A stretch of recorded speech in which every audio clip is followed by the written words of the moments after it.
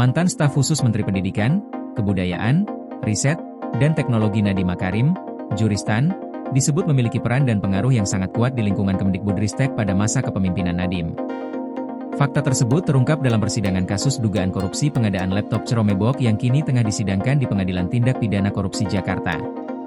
Keterangan mengenai peran Juristan disampaikan oleh mantan Direktur Jenderal Pendidikan Anak Usia Dini, Pendidikan Dasar, dan Pendidikan Menengah, Hamid Muhammad.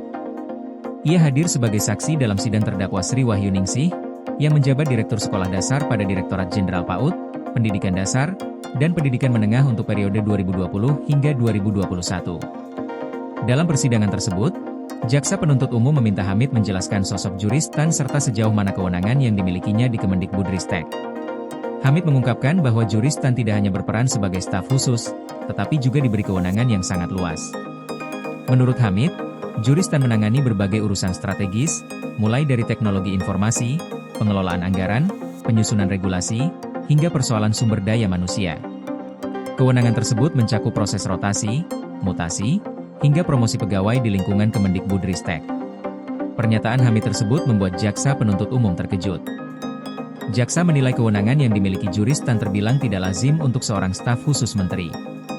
Jaksa bahkan menyebut kewenangan tersebut dapat menimbulkan suasana ngeri-ngeri sedap di kalangan pejabat, karena dapat memengaruhi karir pejabat dari berbagai tingkatan, mulai dari eselon 2 hingga pejabat eselon 1. Hamid pun membenarkan penilaian tersebut dalam persidangan. Dalam keterangannya, Hamid juga menyebut bahwa kewenangan Juristan diduga telah mendapatkan persetujuan langsung dari Menteri Nadiem Makarim. Hamid mengaku beberapa kali mendengar pernyataan Nadiem yang meminta para pejabat Kemendikbudristek untuk menaati dan mengikuti arahan Juristan. Arahan tersebut disebut berlaku dalam berbagai kebijakan strategis, termasuk kebijakan pengadaan teknologi informasi dan komunikasi di lingkungan kementerian. Arahan Juristan, menurut Hamid, turut berperan dalam pengadaan perangkat teknologi informasi yang kemudian mengarah pada penggunaan laptop Ceromebok. Kebijakan tersebut menjadi bagian dari program pengadaan TIK untuk tahun anggaran 2020 hingga 2022. Dalam persidangan terungkap, Juristan diduga telah merencanakan penggunaan Ceromebok sebagai perangkat utama sejak Agustus 2019, jauh sebelum program pengadaan tersebut dilaksanakan. Kasus pengadaan laptop Ceromebok ini kini menjadi salah satu perkara besar yang menyeret sejumlah pejabat di lingkungan Kemendikbudristek. Dalam perkara ini, Juristan disebut memiliki peran aktif dalam proses perencanaan hingga pelaksanaan pengadaan. Perannya dinilai strategis karena berkaitan dengan penentuan jenis perangkat, kebijakan teknis, hingga arah regulasi pengadaan. Seiring dengan penyidikan yang berjalan, Kejaksaan Agung telah memanggil Juristan sebanyak 2 kali untuk dimintai keterangan sebagai saksi. Namun, dalam 2 kesempatan tersebut, Juristan tidak memenuhi panggilan pemeriksaan. Ketidakhadiran tersebut kemudian menimbulkan dugaan bahwa Juristan sengaja menghindari proses hukum yang sedang berjalan.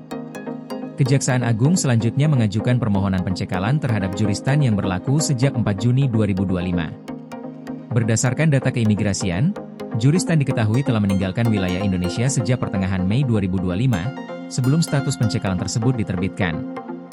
Kondisi ini semakin memperkuat dugaan bahwa Juristan berada di luar negeri saat proses hukum berjalan. Sebagai langkah lanjutan, Kejaksaan Agung mencabut paspor Juristan dan secara resmi menetapkannya sebagai buronan.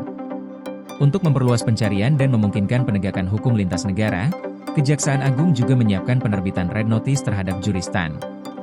Dengan koordinasi PLN dengan TNGL jelang Hari Kesaktian Pancasila, listrik terbangun, alam tetap lestari. Panen perdana garam Aceh. PLN hadirkan energi untuk UMKM di momen menyambut Hari Kesaktian Pancasila.